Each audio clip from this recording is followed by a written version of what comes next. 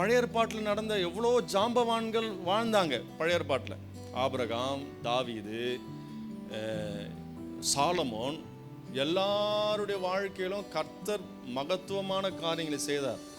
அதே நேரத்தில் நல்லா கவனிங்க, அவங்க வாழ்க்கையிலும் நிறைய குறைகளும் இருந்தது. அப்போ ஆண்டவர் அந்த குறைகளை அனுமதிச்சாரா? நிறைய தவறுகள் செய்தாங்க. அதனால நாமளும் அப்படி வாழ முடியுமா? அவங்க அப்படி இருந்தாங்களே, அதனால் நாமளும் இப்படி இருக்கலாம்னு சொல்ல முடியுமா? இல்லை. அவர்கள் இருந்த இடத்துல அவர்களை ஆண்டவர் சீர்படுத்தி கொண்டு வரார தவிர அதை நீ பண்ணுன்னு ஆண்டவர் எந்த இடத்துலையும் சொல்லலை. ஆண்டவர் பேசுறாரு, அதோடு சேர்ந்து அவங்க விருப்பத்தையும் அவர்கள் தேடினார்கள்.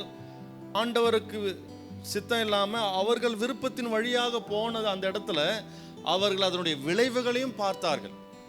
அவங்க செய்த காரியத்தினால பெரிய விளைவுகளையும் அவர்கள் சந்தித்தார்கள்.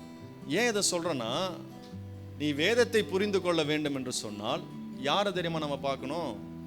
வேதத்தில் இருக்கிற எந்த ஒரு ஜாம்பவான்களையும் பார்க்க தேவையில்ல, கிறிஸ்துவை மட்டும் பாரு. அந்த வேதத்தை நம்ம கரெக்டாக புரிஞ்சுக்கினாதான் நம்ம லைஃப்பும் கரெக்டாக இருக்கும்.